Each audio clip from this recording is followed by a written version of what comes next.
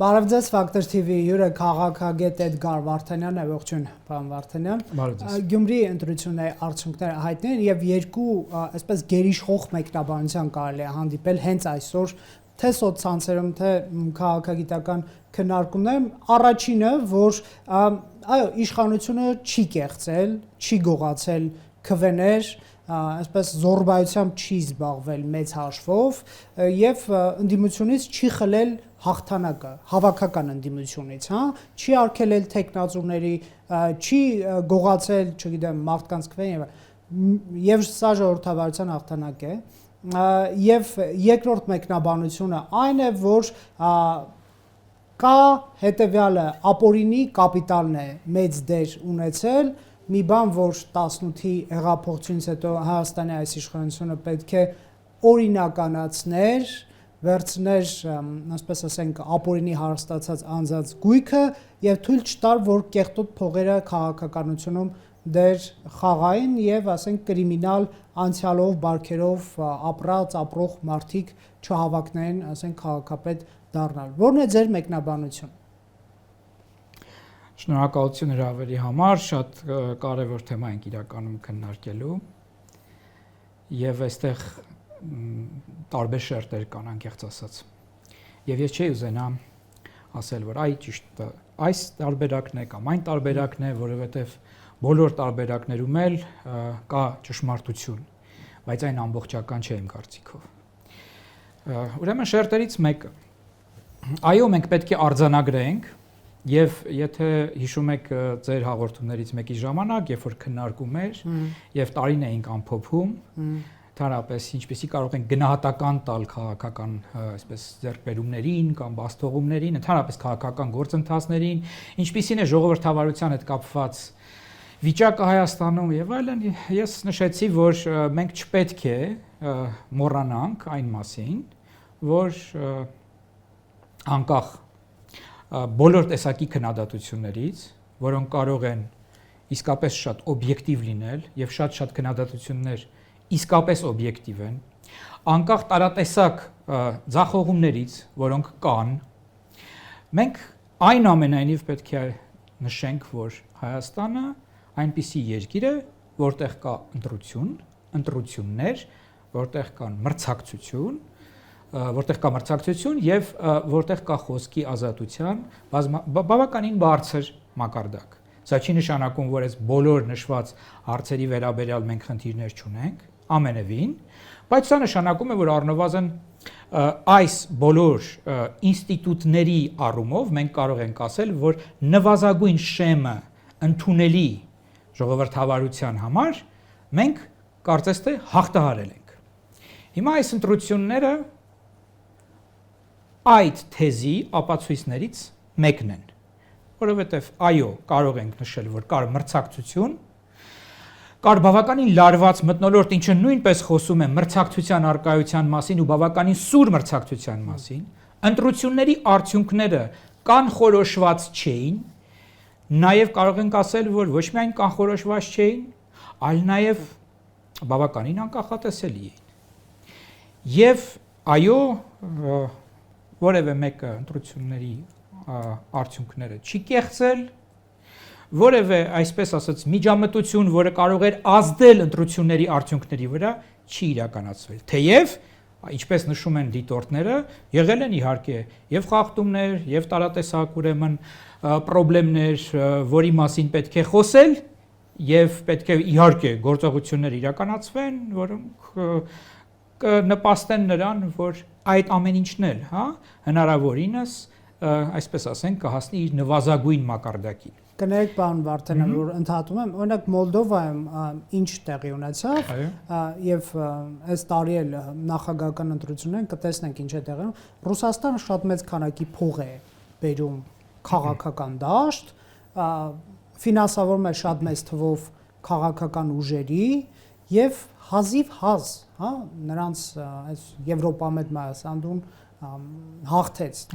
Ես կանդրադառնամ այդ հարցին։ Այո, դա շատ կարևոր հարց է։ Հիմա խորհրդանականում, երբ որ կոալիցիոն պրոցեսների, կոալիցիոն տրամաբանություն է, կարող է քաղաքական ուժը հաղթել, ունենալ 40%,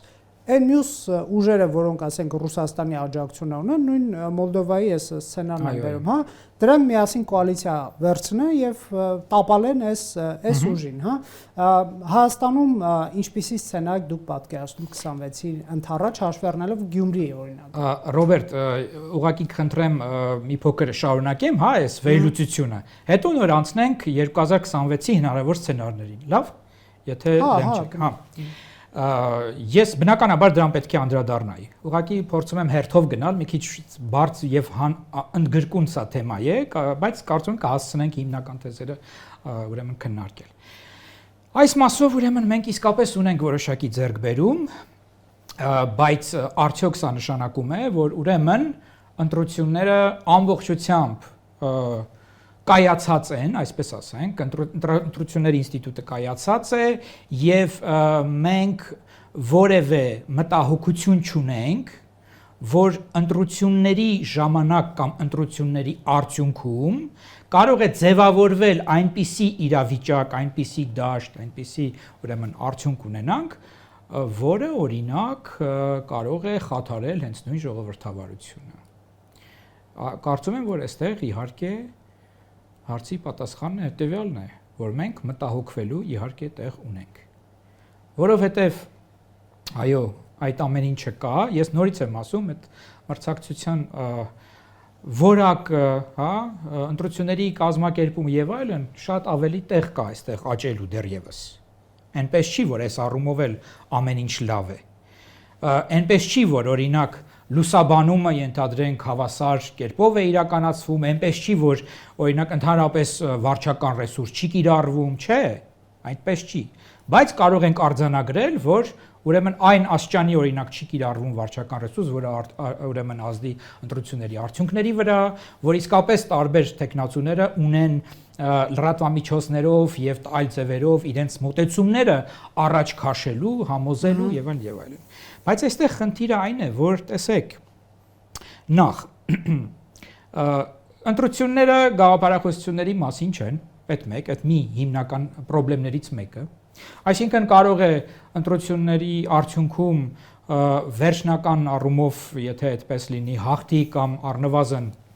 չգիտեմ, երկրորդ տեղը գրավի եւ հետո հաղթի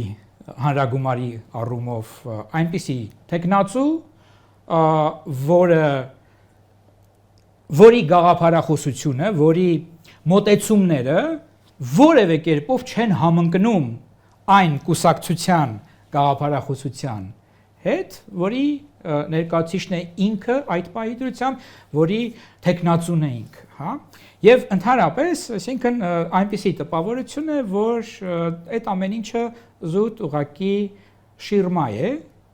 այսինքն որոշ ուղղակի անձինք իրենց թիմերով, իրենց շրջապատով ուղղակի փորձում են գալ իշխանության, այսինքն տիրապետել ռեսուրսների, տիրապետել լծակների։ Եվ խոսքը, այսինքն այստեղ գաղափարականացված մրցակցության մասին չէ փաստորեն։ Այսինքն մենք այս առումով կարող ենք արձանագրել, որ Գյումրիի ընտրությունները ցույց տվեցին, որ ցավոք սրտի մենք այդ առումով լուրջ խնդիր ունենք։ Հիմա ասենք երկրորդ հարցին։ Ոչ միայն գաղափարականացված, այսպես ասած, չեն, այսինքն գաղափարները, արժեքները, թեզերը, անվանումները իրար չեն բռնում որևէ կերպ, այլ նաև ծրագրերի շուրջ չեն հիմնականում խոսում, այսինքն 1-2 թեզ էին հիմնականում ուրեմն հիմնական խաղացողները որոշ բացառություններով իհարկե առաջ քաշում եւ այդ մի քանի այդ թեզերը առանց հիմնավորումների դեպ, հա, առանց որևէ հստակ հաշվարկների եւ այլն դրվում էր եւ գիտեք ընտրողի դիտանկյունից եթե նայենք, ընտրողը ինչ սկզբունքով պետք է հասկանար, էլի, այս կամ այն գաղափարները, որոնք առաջ են քաշում, ինչ որ թեզեր են առաջ քաշում, հա, որոնք կարող են դրանք հիմնավոր, որ կարող են դրանք իրականանալի եւ այլն եւ այլն։ Ուրեմն այստեղ էլ լուրջ խնդիրներ իսկապես կային։ Հիմա հաջորդ հարցը։ Այո, մենք ինչ ենք տեսնում, որ փաստորեն իշխանությունների տեխնացուն, այսինքն հենց քաղաքացիական պայմանագիրը, որովհետև այստեղ համամասնական, հա, տրամաբանությամբ ընտրություններ էին, այսինքն այդտեղ տեխնացուն ուղղակի կուսակցության տեխնացուն է, ինքը իր կուսակցության ցուցակով է գնում եւ այլն, բայց այստեղ հարցը ուրեմն այն է, որ գիտեք նույնպես մենք այստեղ ոչ թե կուսակցություններին ենք տեսնում, այլ տեսնում ենք էլի կոնկրետ անձերի։ Այսինքն տպավորությունը այն էր, որ ինչպես ես արդեն նշեցի, ուղղակի անձեր են մեկը մյուսի հետ մրցում, որոշակի շրջապատներ, հա, որոշների դեպքում կարելի ասել նաև կլանների մասին, հա։ Բայց տեսեք, այնուամենայնիվ քաղաքացիական պայմանագիրը, որպես ուրեմն կուսակցություն, ինքը ստանում է բավականին բարձր արդյունք է արձանագրում իր համար, բավականին բարձր թվեր է ստանում, ինչ առումով։ Բայց հավաքական հիմա հիմա ես դրան եմ ուզում անդրադառնալ։ Այսինքն էլեկտորալ առումով, էլեկտորալ արդյունք գրանցելու առումով քաղաքացիական պայմանագիրը իր դիրքերը նույնիսկ կրկնապատկում է մի բան իր դիրքերը ամրապնդել է նախկին ընտրությունների համեմատ։ Բայց չի վերցրել քաղաքական Բայց չի վերցրել քաղաքական իշխանություն, հիմա այստեղ հարցը հետևյալն է։ Եվ մեծ է հավանականությունը, որ հավաքական ընդդիմություն։ Այո, եւ այստեղ հարցը հետևյալն է, գիտեք, Ռոբերտ, որ իսկ արդյոք ճիշտ է ակնկալել, որ որևէ կուսակցություն պարլամենտական համակարգի շրջանակներում, տրամաբանության շրջանակներում պետք է հավակնի 50+1-ին։ Ինչպես տեսնում ենք համաշխարհային պրակտիկան, եվրոպական տարբեր պարլամենտական պետությունների փորձը ցույց է տալիս, որ որպես կանոն առաջի տեղը զբաղեցրած կուսակցությունները 30%-ից ավել չեն ստանում։ 30, 35, 25 եւ այլն եւ այլն։ Կան բոլոր անցած ուժերը։ Ճիշտ է, ես հիմա դրան եմ անդրադառնալու։ Պատրաստ են ըստ էության կոալիցիա կազմել, բայց ոչ ԿՊ-ի հետ։ Այո, այ խնդիրը հիմա։ Չէ, բայց դուք իմ հարցը այսպես չպատասխանեցիք, ամեն դեպքում կրիմինալ կապիտալի պարագան, այստեղ որոշիչ դարձավ, թե չդարձավ։ Որովհետև Հայաստանի իշխանությունները թողնես իրենց բարեփոխումները իբր թե ժամերով կարող են ներկայացնել, բայց մենք էլ կարող ենք ներկայացնել չիրականացրած բարեփոխումներ, ասենք խոսում են անցումային արդարադատությունից, խոսում են ապօրինի գույքի բռնագանձման օրենքը գնում է, չգիտես երբ դա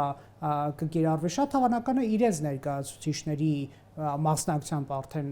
գործեր լինեն, հա, այսինքն դա այնպես չի, որ մի սուր է, որը պարտադիր պետք է ընդդիմության վրա ուղղված լինի, օրենքը գործի կարող է իրենց դեմ էլ ուղղված լինի, բայց սրա խնդիր պետք է լիներ քաղաքականություն կեղտոտ կապիտալից ազատելը, հա, մի քիչ համակարգային լուծման դաշտ չգնաց այս իշխանություն եւ դրա արդյունքներից մեկը Գյումրի ընտրությունները չեն արդյոք։ Տեսեք, այն որ իշխանությունները ապօրինի գույքի բռնագանձման, այսպես ասած կեղտոտ այդ կապիտալի նվազեցման առնվազն եւ քաղաքականությունից պոկելու առումով բավարար արդյունքի չեն հասել, սա ակնհայտ է։ Այո։ Բայց տեսեք խնդիրը որն է ախր։ Ուրեմն գալիս են երկրորդ, երրորդ, չորրորդ տեղերը գրավում են այն կուսակցությունները կամ այն մարդիկ ավելի շուտ, այն խմբերը, տեսեք կուսակցություններ չեն ախր դրանք, չէ։ Եվ նույնիսկ որպես կուսակցություններ շատ հազվադեպ են, որպես հենց կուսակցություններ ներկայանում, այսինքն կամ ինչ որ ձևական կոալիցիաներ են ստեղծում, հա, կամ ասենք ինչպես Վարդան Ղուկասյանի դեպքում էր մի կուսակցություն, որը էլեկտորալ առումով որևէ կերպով ներկայացված չէ քաղաքական դաշտում, մեկ էլ այդ կուսակցությամբ է օրինակ առաջ գնում, այսինքն սա շիրմա է, ուղղակի շիրմա։ Այո, այդ երբ որ տեսնում ենք, որ այդ մարդիկ գաղափարներ չեն առաջ տարել, երբ որ տեսնում ենք, որ այդ մարդկանց գաղափարախոսությունը եւ այն քաղաքական կուսակցությունը կամ, չգիտեմ, կոալիցիան եւ այլն իրար հետ որևէ կերպ չեն համընկնում, հա, հասկանում եք։ Երբ չկա քաղաքական, այսպես գաղափարախոսական բանավեճ, չենք հասկանում ովքեր են նրանց հենարանը, հասարակությունը, այդ որ շերտերն են, որ շերտերի խնդիրներն են նրանք ներկայացնում եւ այլն։ Եվ տեսնում ենք, որ դա այն մարդիկ են, որոնք նախկին ռեժիմի շրջանակներում պաշտոններ են ունեցել, բիզնեսներ են ունեցել, որոնց վերաբերյալ կան քրեական գործեր շատերի, չէ՞, հարուցած, սա էլ պետք է ֆիքսենք։ Եվ մենք նաև գիտենք, որ այդ մարդիկ հիմնականում հարստացել են ոչ այսպես օրինական ճանապարհով, շատ հաճախ, չէ՞։ Եվ բնականաբար դա ռեսուրս է։ Այսինքն այդ մարդիկ այսօր այո տիրապետում են ռեսուրսների։ Այո, շատերը ազատության մեջ են եւ շատերը ունեն ռեսուրսներ եւ այդ ռեսուրսները նրանք ինչ են անում։ Նրանք կիրառում են ինչ կերպով։ Հիմա եկեք հասկանանք։ Նրանք չունեն քաղաքական իշխանություն, չէ՞։ Բայց ունեն փաստորեն ազդեցություն հասարակության որոշակի հատվածների վրա։ Որոշ մարդիկ իրանցից կախված են, աշխատում են իրանց բիզնես ստրուկտուրաներում, իրենց, չգիտեմ, հարևաններն են, իրենց բարեկամներն են, բայց իշխանությունը ինչու չգնաց ինստիտուցիոնալ լուծման ճանապարհ։ Ուրիշ հարց եք հիմա տալիս։ Տեսեք, այդ ինչուն առանձին քննարկման հարց է։ Ես ուզում եմ ասել հետեւյալը, որ նույնիսկ եթե այդ գումարները, տեսեք, ենթադրենք այդ մարդիկ զրկված լինեին իրենց ռեսուրսներից։ Ինչ է կարծում ընդհանրապես հնարավոր էր լինելու օրինակ հակադեմոկրատական, չգիտեմ, ծայրահեղ աչական, ազգայնական, թեկուզ եւ որոշակի այսպես կրիմինալ, հա, բարքերի տեր մարդիկ ընդհանրապես դուրս մնային։ Չէ, տեսեք, բայց ամեն դեպքում նաեւ ես այսպիսի մեկնաբանություններ էլ հանդիպեցի, որ երբ որ այսպես ասենք կեղտոտ կապիտալը քաղաքականությունից դուրս չի բերվում, կարող է մի օր էլ իշխանություն զավթեն խուլիգաններ կներեք ժողովրդավարական գործիքների կիրառում, հա, այսինքն այնպես մանիպուլացիան հանրությանը, այնպես բանան է, որ բռնաբարողները եւ հանցագործներն ու, չգիտեմ, ասենք, ընտրություն կեղծողները վերադառնան իշխանության եւ ասածը խնդրի գիտեք, որ թող ցանկացած ուժ, որը ընտրվում է ժողովրդի քվեով, վերադառնա, բայց մենք պետք է ունենանք երաշխիք, որ այդ վերադարձողը կամ իշխանություն եկողը չի կեղծելու հաջորդ ընտրությունը եւ ես դրան էի բերում Ռոբերտ պարագայում ինքը հեռանալու կա այդպիսի երաշխիք։ Ես դրան էի բերում, ոչ չկա այդպիսի երաշխիք եւ դա է հիմնական խնդիրը այսօր մեր հասարակական քաղաքական կյանքում։ Եվ իշխանությունը այդ խնդրին լուծում չի տվել, ասածս դա այդ խնդրի լուծումը ես ասում եմ հա, հիմա տեսեք, ես ասում եմ հետեւյալը, որ այդ խնդրի լուծումը միայն իշխանություններից չի կախված։ Ես դա եմ ասում։ Բայց մեղքն ու նալը, չակուչը, ամեն ինչ իրենց ձեռքին է։ Ինձնից հաստատ կախված չի, ես գիտեմ։ Կախված է։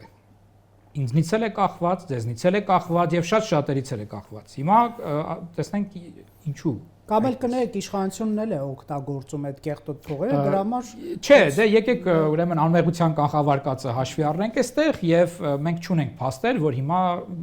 դա օգտագործել, եթե օգտագործեին, օրինակ կարող ենք մտածել, որ պետք է հաղթեն օրինակի համար առանց որևէ խնդիրների, ինչի չեն հաղթում այդ դեպքում, հա, եւ ինչի են ընդունում նաեւ պարտությունը, հա, այդ դեպքում ինչի չեն կեղծում, եթե դա է նպատակը։ Հիմա սա մի պահ տնենք մի կողմ էս հարցը։ Ես ինչ եմ ասում։ Ասում եմ օրինակ Գիտեք մենք, չէ, շատ հաճախ մենք խոսում ենք այն մասին, որ Ռուսաստանը այսօրվա Պուտինյան ռեժիմը ինֆորմացիոն հարձակումներ է իրականացնում տարբեր պետությունների, չէ, նկատմամբ եւ ոչ միայն ինֆորմացիոն։ Միջամտում է քաղաքականության ընտրություններին ունի տարբեր քաղաքական խմբեր։ Հիմա Հայաստանի պարագայում ինֆորմացիոն հարձակումներ չկան Ռուսաստանից, կան, չէ։ Բայց դա իմ խնդիրը չէ, Չէ, ես հասկանում եմ ինչ եք ասում, բայց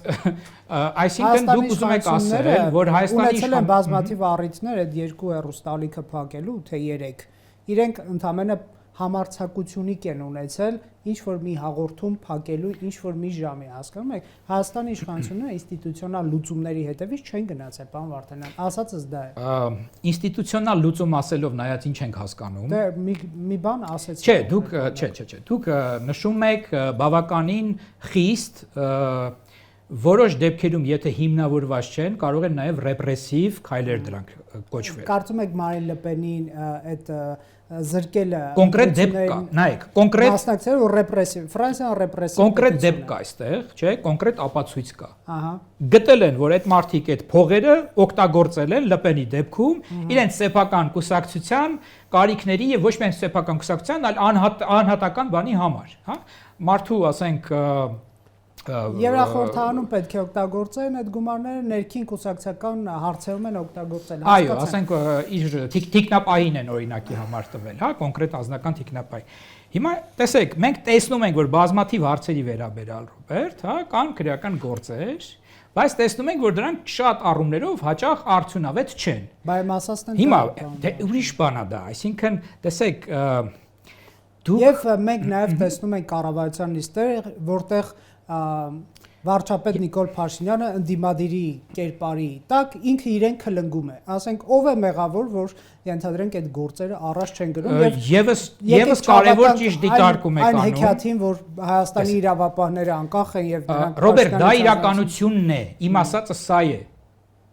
Դուք ասում եք ինչու չի արել։ Ես ասում եմ չի կարողացել, այդքանն է կարողացել։ Փորձել այսքան անել, այսքանն է կարողացել։ Ես ասում եմ հետեւյալը, իսկ մնացած բոլոր սուբյեկտները իրենց առումով էֆեկտիվ են գործել։ Սա եմ ես ասում։ Չէ, բայց տեսեք, ասում եք չի կարողացել Փաշինյանը։ Քաղաքասարակությունը էֆեկտիվ է գործել, հա, լավ աշխատել է մարդկանց վրա, մարդկանց հետ։ Քաղաքասարակությունը աչք փակել իշխանությունների, այսպես ասենք, առած չարասների Իսկ ընտրողների հետ աշխատել է էֆեկտիվ քաղաքասարակությունը։ Այնքանով ինչքանով Լրագրողները արդյոք ամբողջությամբ զբաղված են նրանով, որ խնդիրներն են հասարակության ակումուլացնում, հասկանում նրանց խնդիրները եւ ճիշտ հարց եք բարձրացնում, բայց իշխանության ձեռքին են ամենաշատ ռեսուրսները։ Իհարկե, բայց այդ ռեսուրսների կիրառելու համար պետք են ռեսուրսներ այլ կերպ, չէ՞։ Իմ ասացի մտահոգության հիմքը գիտեք։ Դուք համոզված եք, որ բոլորը ունեն այդ ռեսուրսները։ Իշխանությունների անգործությունը տարբեր ոլորտներում կարող է բերել ընտրական մեխանիզմների շահագործմամբ տարբեր պայմանական խուլիգանական բառը շատ պայմանական եմ ասում չվիրավորելով որևէ քաղաքական ուժի եւ տարբեր փողատերերը, հա, որոնք ունեն մեդիաներ, որոնք ունեն ռեսուրսներ, ուղղակի Հայաստանում այս իշխանությունը չի ստեղծել մաղեր, պաշտպանիչ բուֆերներ, ժողովրդավարության պաշտպանիչ, որ խուլիգանական խմբերը չգան իշխանության։ Եկեք նայենք ընտրությունների մի հատ արդյունքներին եւ ձեր ասածը փորձենք հարաբերել այդ ամեն ինչի հետ։ 36% արդեն նշեցինք, դա բարձր ցուցանիշ է։ Մեկ կուսակցության համար։ Իշխող կուսակցություն է, կարողացել է այդ ուրեմն բանը գրանցել, մենք կարող ենք դիտարկել, որ դա կրիմինալ կուսակցություն չէ, հա, կարող ենք ասել, որ դա այն կուսակցությունն է, որը օրենսդրորեն ընդունել է այն նպատակը, որ մենք պետք է գնանք Եվրամիության անդամ դառնալու ճանապարհով, հա, արդեն նշեցինք, որ դա ընտրություն կեղծող կուսակցություն չէ եւ այլ եւ այլ։ Հիմա քանի տոկոս է հավաքել Վարդան Ղուկասյանը։ Ուրեմն իսկական կուսակցություն, չէ, կարող եք ասել, մոտ 10 ներեգություն, տեսեք, մոտ 10%։ Ընտրողների ներեգություն, այո, ճիշտ եք ասում, 20%, դա ընտրողների մոտ 10%-ն է։ Այսինքն 10,000, մոտավորապես 10,000 ձայն է վերցրել, 110,000 ընտրող կա ուրեմն Գյումրիում եւ մոտավորապես, այսինքն սա 10%-ն է։ Դուք ուզում եք ասել, որ չի գտնվի Հայաստանում, եթե նույնիսկ Հայաստանի իշխանությունները ձեր ասած այդ համակարգային բարեփոխումները շատ ավելի խորքային անեին, շատ ավելի արդյունավետ իրականացվեր։ Դուք ուզում եք ասել, որ չէր գտնվի մեր պետությունում ինչ որ միտեղից, ինչ որ մարդիկ, որոնք ունենային գումարներ քաղաքականության մեջ ներդնելու եւ 10% ընտրողներից հավաքելու, ես կարծում եմ, որ կունեին։ Բայց կեղտոտ փողեր պետությունից Ռուսաստանի շատ լավ, այլ պետություններից չէին կարող ֆիկտիվ ձևով երրորդ անձերի միջոցով իշխանությունը ինչի համար է, բա Վարդանյան։ Չէ, շատ դեպքերում դա չի ֆիքսվում։ Այդ գումարները նույնիսկ ուրեմն մենք անիշխանության պայմաններում ենք ապրում, Ռոբերտ, դուք գիտեք, որ եվրոպական պետությունները նույնպես թիրախավորված են եւ այնտեղի քաղաքական կան բազմաթիվ ուրեմն վերլուծություններ, հետազոտություններ, հրապարակումներ, որ այնտեղ էլ կան բազմաթիվ քաղաքական ուժեր, որոնք ֆինանսավորում են ստանում արտերկրից, կոնկրետ Կրեմլից, նրանց կողմից սպասարկվում են ինֆորմացիոն կերպով եւ այլ կերպով, եւ դա խնդիր է։ Սա համընդհանուր խնդիր է։ Դուք ճիշտ եք խնդիրը նշում։ Բայց ես ուզում եմ ասել, որ դրա դեմ պայքարը հեշտ չէ։ Եվ ներողություն ինչ եմ ուզում ասել նաև, որ նույնիսկ այս պարագայում, երբ որ այսինքն այդ ձեր ասած ոչ մաքուր գումարներով մարդիկ, որոնք նաև պրոկրեմլյան, բոլպետ պետք է նշենք, չէ, այդ երկրորդ, երրորդ, չորրորդ տեղերը գրաված ուրեմն մարդիկ եւ խմբերը իրենք պրոկրեմլյան կողմնորոշումներ ունեն։ Սա էլ պետք է նշենք։ Հիմա տեսեք, այսինքն ուզում եք ասել, որ ընդհանրապես կարելի է բացառել, որ 10, 15, 20% չեն լինելու մարդիկ, որոնք գնալու են իրենց քվեարկեն, իրենք չեն կարողանալու այդ չափով այդ ծավալի ռեսուրսներ ունենալ։ Չէ, 20 իսկ 20-25%։ Դա էլ կարող է անվնաս լինել։ Բայց մենք այս դեպքում այդքան ունենք։ Ես հիմա տեսեք ինչին եմ բերում։ Չէ, բայց համընդհանուր քվեների այո, բայց սա ուրիշ է, Ճիշտ եք ասում, բայց ես դուք ասում եք ժողովրդի 10-20%-ն է դրանց ընտրել։ Այո, այդպես է դա փաստ է։ Նրանք կարողանում են իշխանություն վերցնել, թե չէ, կարևորը դա է։ 25000 մոտավորապես մարդ է հանրագումարով, հա, այսօրվա պրո-ռուսական ընդդիմությանը հանրագումարով նկատի ունեք Գյումրիի այն մյուս ուժերը առաջինից բացի առաջինից բացի նրանք որոնք անցել են մի նորություն ասեմ նրանք որոնք անցել են նրանք եթե միավորվում են վերցնում են իշխանություն ես գիտեմ այդ նորությունը եւ ես ասում եմ որ խնդիրը այստեղ հենց դա է ոչ թե որ խնդիրը այն չէ որ նրանք կան ես ասում եմ որ եթե նրանք չլինեին կլինեին ուրիշները ով է ասում Եթե այսինքն Հայաստանում չէ ներողություն տեսեք մի բան ասեմ այսինքն Հայաստանում կրիմինալ ընդհանրապես կարող է չլինել ձեր կանխավարկած այն է որ այսպես թե այնպես ծայրահեղ աչուժեր չեն լինելու երբևէ Բավարդենա ձեր կանխավարկած այն է որ եթե մի հատ ԿՊ մի հատ չգիտեմ արմատամետների դաշինք է հա եւ մնացյալ տեղերը պարտադիր ռուսամետներ պետք է լինեն ձեր ասացի ինչ արժանքում պարտադիր ես ասում եմ իրականությունը այսօրվա իրականությունը այնպեսին է որ բազմաթիվ երկրներում հատկապես մեր նման երկրներում, բնականաբար որտեղ Ռուսաստանի ազդեցությունը դեռևս շատ մեծ է, տարբեր պատճառներով, հա, մենք հիմա Մարսում չենք ապրում։ Այդ գումարները այսպես թե այնպես լինելու են եւ այն մարդիկ, որոնք կարող են սպասարկել Ռուսաստանի շահը, կարող են ասենք էլի որոշակիորեն թեկուզ եւ չսպասարկել, բայց օգտվել առիթից եւ ունենալ որոշակի ռեսուրսներ եւ մասնակցել քաղաքականության մեջ եւ գրավել որոշակի դիրքեր, դա լինելու է։ Ես հիմա ունենանք այսպիսի իշխանություն։ Չէ, ներողություն, ես հասկանում եմ։ Ռոբերտ, դուք մի թեզ ունեք, որը ուզում եք առաջ միշտ քաշել։ Ես հասկանում եմ ձեր թեզը։ Հասկանում եմ, ես արդեն ասեցի, որ իշխանությունները այստեղ ունեն իրենց մեղքի բաժինը։ Հիմա ես ուրիշ բան եմ ասում։ Ասում եմ, որ նույնիսկ եթե իրենք շատ էֆեկտիվ ամեն ինչ անեին, որ ինչպես տեսնում ենք տարբեր երկրներում, առնվազն ծայրահեղ աջ պոպուլիստական եւ հակադեմոկրատական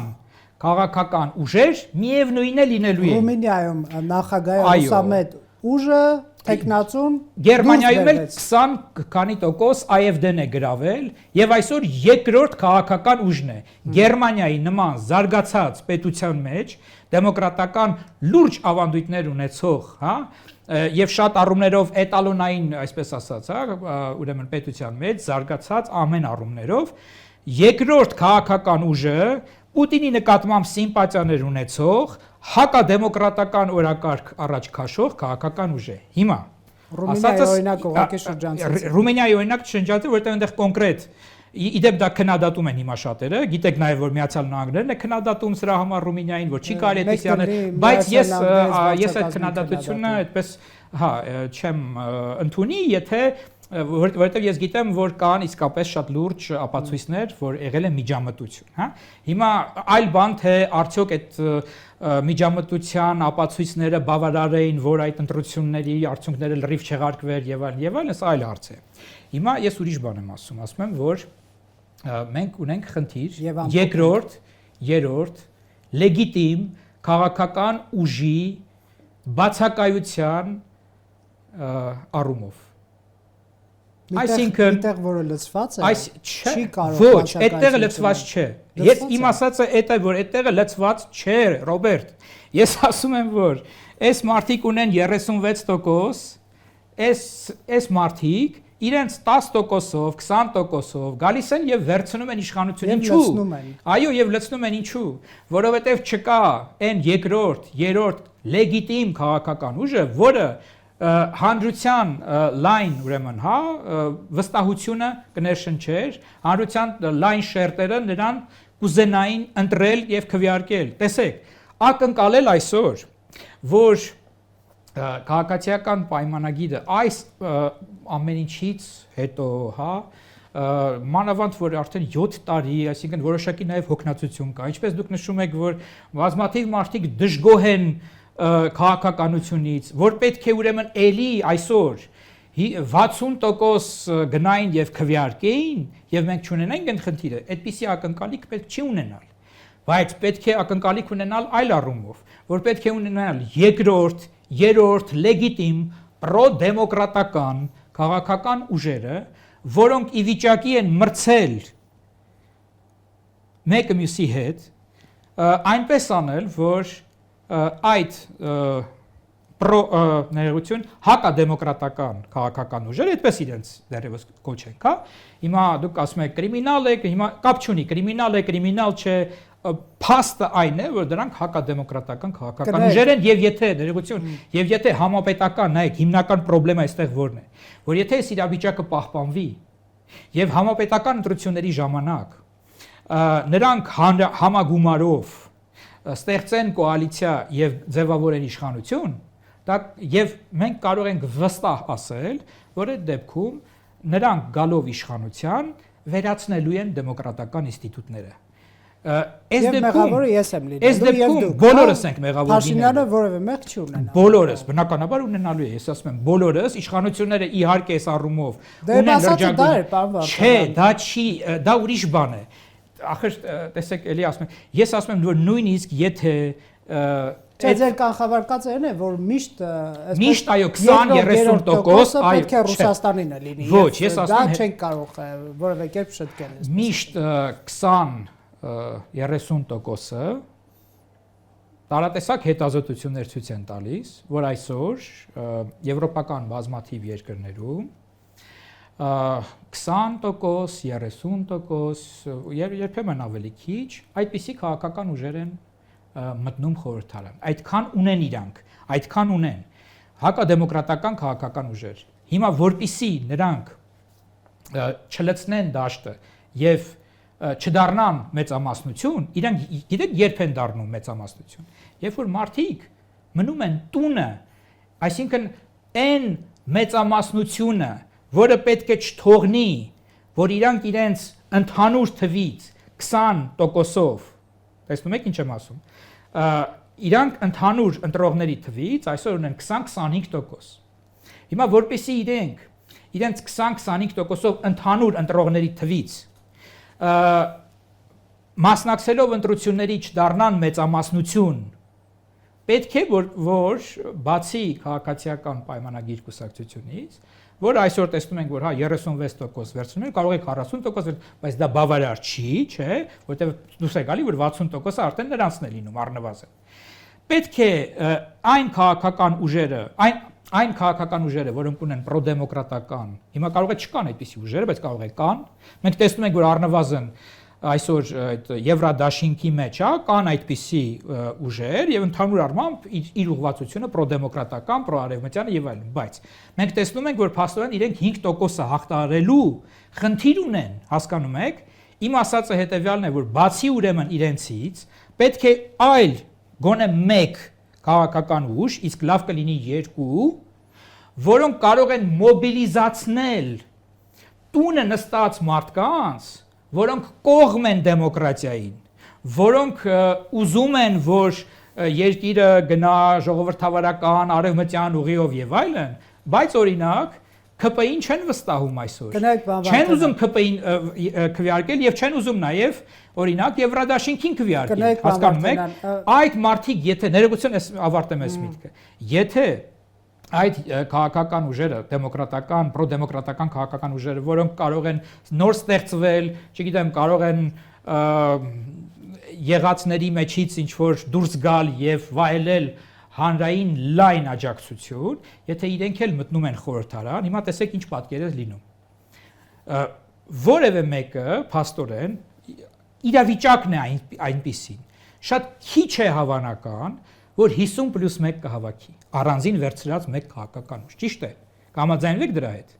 որ այսօր շատ քիչ հավանական է, որ որևէ կուսակցություն 50+1 միանձնյա ինքնուրույն կվերցնի։ Դե կարող է 40-45% վերցնեն եւ փոշիացված ձայները գան միավորվեն այդ բայց քիչ հավանական է որ նույնիսկ 40 քանի տոկոս, այսինքն միայն կարելի ասել այսօր ԿՊ-ի դեպքում ըստ էլեկտորալ արդյունքների եմ ես ասում։ Չէ, ուղղակի ԿՊ-ն երևի ձեռնտու է, գիտեք, համեմատվել եւ հայտնվել նախկին իշխանությունների հետ նույն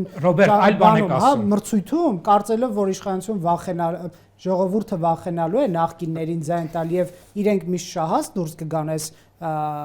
սխեման օգտագործելով։ Ոնց է շահած դուրս գալի։ Դե հիմա Գյումրիում շահած դուրս եկան։ Դե դա եմ ասում, բայց 21-ի շահած դուրս եկան։ Ռոբերտ, բա ինչ անեն 30-ից ցույց տալով որ մեզ ընտրեք Քոչարյանը հետ է գալիս։ Գյումրին ցույց տվել ինչ պետք է անեին։ Կարող է, դե ասացի։ Ախր նոր ասեցի, որ այդ 20-30%-ը անկախ ամեն ինչից հակադեմոկրատական, այսպես ասած, էլեկտորատ Հայաստանում կա։ Բայց ինչու է 20-30%։ Դե այդքան եք տեսնում եւ նաեւ եվրոպական փորձն է դա ցույց տալիս։ Գիտեք ինչի է 20-30%-ը դառնում։ Իշխանություն է շուտով վերցնել։ Բայց չեք լսում ինչի է այդպես լինում, ախր։ Դա եմ ասում ես։ Ես փորձում եմ այդ միտքը առաջ տանել, որ իրենք կարողանում են ունենալ մեծամասնություն, որովհետև մասնակցությունը թեև համեմատականորեն, այսպես ասենք, հա, այդքան մի քիչ բարձրացավ լոկալ ընտրությունների համար, բայց միևնույն է ցածր է, այսինքն 40 քանի տոկոսն է մասնակցում ընտրությունների։ Այսինքն ընտրողների մեծ մասը ընտրությունների չի մասնակցում եւ փաստորեն եթե պատկերացրեք հիմա այդ չմասնակցածներից մի 20-30%-ին մոբիլիզացնել, որ իրենք մասնակցեն եւ գան քվեարկեն որևէ պրոդեմոկրատական քաղաքական ուժի օգտին, այս դեպքում արդեն այդ հակադեմոկրատական քաղաքական ուժերը արդեն չեն կարողանալու հանրագումարով մեծամասնություն ունենալ, չեն կարողանալ ժողովրդավարական ընդդիմություն ունենալ, իրենց ձեռնտու է ունենալ ընտրություն կեղծած, թալանած, քաղաքական դաշտի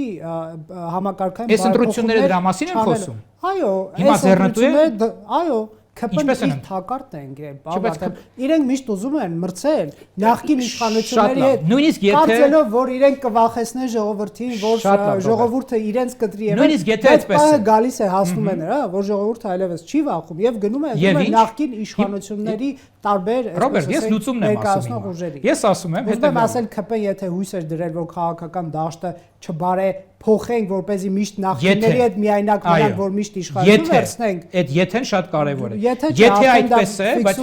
արդեն իսկ կյանքը այն մասին է, որ իրենց չբարեփոխելը իրենց դեմ է դուրս գալիս։ Ախր ով ասեց, որ նախ, տեսեք, դուք միանշանակ ասում եք, որ նրանք չեն ցանկացել։ Ես ասում եմ հետեւյալը. այդ թեզը կարող է իհարկե չեն կարողացել, չեն ցանկացել, երկրորդ հասկացել են որ նախկին, ախր բայց ԿՊ-ականներն են ասում, հենց նախկինները հայտնվում են, մեր ռեյտինգը բարձրանում է, ոնց որ էլ չի բարձրանում իրենց ռեյտինգը, ասածս դա post factum են ասում են որ հա դե քանի որ ժողովուրդը իրանց չի սիրում, ստացվում է որ հաշվարկ են արել։ Այո, բայց իրենք դրան վրա հաշվարկ չպետք է անեն, եթե նույնիսկ չէ, ներողություն։ Չպետք է անեն, նույնիսկ եթե իսկապես ուզում են անել այդպիսի հաշվարկ։ Ես կարծում եմ, որ դժվար թե իրենք այդպիսի հաշվարկ կուզենային անել, Իմ ասածը դա է։ Որովհետև Քոչարյանը երևում է էկրաններին մեր ռեյտինգը փաստացի են ասում, որովհետև դե եթե իրանց տեսնում են, իրանց ռեյտինգը մտածում են բարձրանում է, բայց դա չի նշանակում, չէ, որ էլեկտորալ առումով իրենք հաղթելու են հանրագումարով։ Այո։ Հա, չեն հաղթելու։ Դե Գյումրի ընտրությունները ցույց տվեցին։ Հա, իրենց սխալ հաշվարկի պատճառով։ Հա, 36%, հա, ձեր ռեյտինգը ասենք, ենթադրենք 30% էր, 36 կդառնա։ Հա, լավ, 36, 41 կդառնա, 42 կդառնա։ Բայց դա վտանգավոր է, չէ՞, այսինքն մազից կախված իրավիճակ է լինելու։ Այսինքն ակնհայտ այստեղ, որ պրոդեմոկրատական քաղաքական ուժեր պետք է լինեն, որոնք կարողանան մտնել խորհրդարան, եւ հիմա այստեղ այսպես ասած շատերի համար ցավոտ միգուցե, հա, մանավանդ ԿՊ-ի քննադատների համար բան պետք է ասեմ։ Անհնարին է լինելու առանց ԿՊ-ի հետ որևէ համագործակցության, որպեսզի լինեն որոշակի դեպքերում ձայների մեծամասնություն, ունենալ պրոդեմոկրատական մեծամասնություն եւ չունենալ պրոռուսական հակադեմոկրատական իշխանություն։ Անհնարին է, որովհետեւ որևէ մեկը 50+1 առանձին վերցրած, ինչպես ես նշեցի, շատ քիչ հավանական է, որ կվերցնի, այդ թվում նաև ԿՊ-ն, բայց ԿՊ-ն գոնե ունի այդ շանսը, որովհետև ինքը այսօր 36% արդյունք ունի, օրինակի համար Գյումրիում, հա։ Ենթադրենք կարող ենք մտածել, որ շատ լավ աշխատեցին, եւ այնպես եղավ, որ 50+1 իրենք կարող են մոտակա ընտրությունների ժամանակ վերցնել։ Հնարավոր է, չենք բացառում, բայց այսօրվա դրությամբ մեծ չէ դրա հավանականությունը։ Ուստի նշանակում է, որ եթե մենք ուզում ենք ունենալ պրոդեմոկրատական իշխանություն եւ չունենալ պրոռուսական իշխանություն, հա, պետք է որ պրոդեմոկրատական քաղաքական ուժ գոնե մեկ ծանրակշիռ վստահություն վայելող շատերի մտնի խորհրդարան, իսկ դա նշանակում է, որ շատերը պետք է մոբիլիզացվեն, նրանք, որոնք դեմոկրատիայի կողմնակից են, բայց չեն գնում ընտրությունների,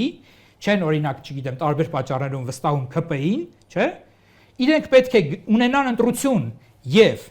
հիմա այստեղ Եվրադաշինքը կարող է ասել, որ մենք ենք այդ ընտրությունը։ Դե եկեք քվեարկեք, բայց Գյումրիի ընտրությունները ցույց տվեցին, որ 5%-ի հաղթահարման իրանք խնդրեմ ունեն։ Նշանակում է ինչ որ բան կա, որ միևնույնն է մարդկանց շատերին, որոնք ունեն դեմոկրատական հայացքներ կամ ուզում են եվրոպական ուղի, չեն ուզում դիկտատուրա եւ այլն, իրենց այն ամենայնիվ զերծ է պահում նրանց օգտին քվեարկելու։ Նշանակում է պետք է մի երրորդ ուժ նաեւ բացի Եվրադաշինքից, շատ ճիշտ կլինի, շատ լավ կլինի իհարկե, որ իրենք հաղթահարեն 5%-ը, բայց մեզ պետք է փաստորեն երրորդ պրոդեմոկրատական քաղաքական ուժը, որը նույնպես կհաղթահարի 5%-անոց շեմը եւ չի խորշի համագործակցել ինչպես Եվրադաշինքի պայմանական ասած, հա, եւ ԿՊ-ի շնորհակալ եմ։ Այլ տարբերակ չկա ուղղակի։ Շնորհակալ եմ, պարոն Վարդանյան։ Factor TV-ում հյուրընկալել ենք Էդգար Վարդանյանին։